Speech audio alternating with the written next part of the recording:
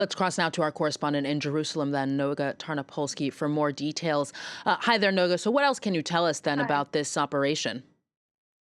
Well, it's really not being shared very openly. We had a press conference just yesterday with Lieutenant Colonel Nadav Shoshani, the spokesperson for the Israeli army, who said very clearly that there were no evacuation orders for any Jenin residents. And here we see images sent to us today, received, which show exactly that. And we know, for example, though the Israeli army has not shared this, but we know that there is cooperation taking place between the Palestinian Authority that is operating in the surroundings of Jenin and the Israeli army that is now operating within Jenin. Neither side has any political interest in sharing the fact that they're actually cooperating in such a major operation. And on the Israeli side, at least, there are major concerns that at a period of time in which the ceasefire with Hezbollah is holding and is at a critical moment,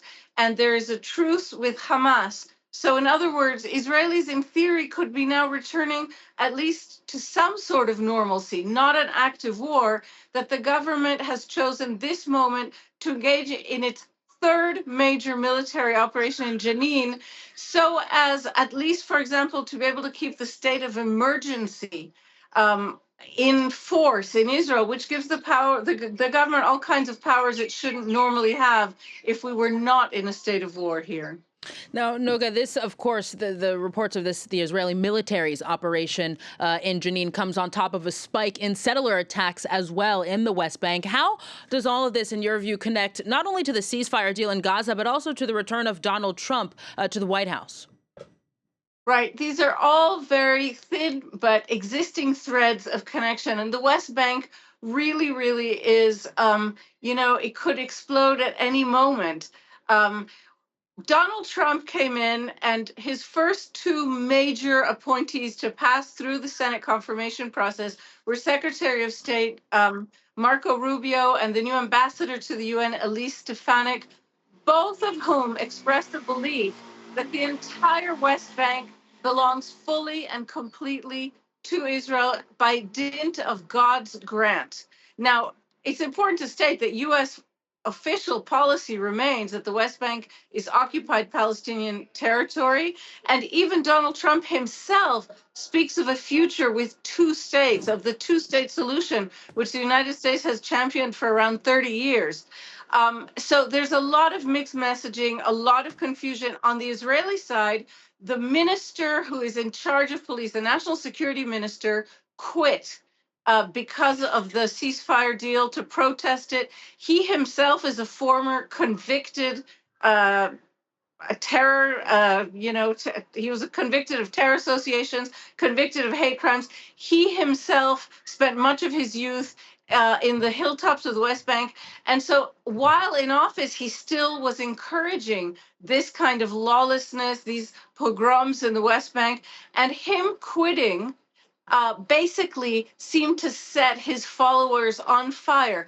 There's no one really in charge of Israel police right now, so it is unclear if we're basically all of us allowing the West Bank to tumble into a sort of anarchy. In which just each side is making political use of the people and the localities there, or if the Israeli government has any strategy. If so, it hasn't yet described it or announced it. Finally, Noga, some would argue that the Israeli prime minister is using what you describe as anarchy, then, that we see in the West Bank to kind of further consolidate his power as attention is focused elsewhere. Can you talk more about that? Yeah, that's a really important point, and not enough attention is being paid to it. Netanyahu returned to power for his sixth term in January 2023, and his government's sole efforts, their only efforts, were to do what they were calling the reform of the administration of the state. It was popularly called a judicial reform. It was basically a civilian coup d'etat. It faced massive protests among Israelis. Millions of Israelis took to the streets to stop it. And they had more or less succeeded when Hamas's attack of October 2023 took place. Since then, the opposition to Netanyahu has not really managed to get itself back together. The protests do take place every weekend, but they have sort of confused aims and they're focusing on trying to get the hostages back. And what we see just in the last 2 weeks, and with greater force since Donald Trump returned to power, the Israeli government has passed a law defanging, completely denaturing the Israel Bar Association. The government is refusing to allow the Chief Justice of the Supreme Court to be seated. The government is in breach of the law in all manner of ways, including the fact that Netanyahu, for the last 3 days, has held the portfolios himself of those ministers who quit over this deal, despite it being blatantly and brazenly illegal. So we're seeing a massive power grab.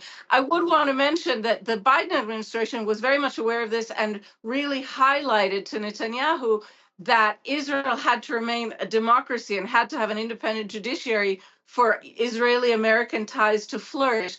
It's unclear whether the Trump administration is going to stand on that principle in the same way. The early days certainly do not suggest so much. Noga Tarnopolsky, in the meantime, thank you so very much for that update. Thank you.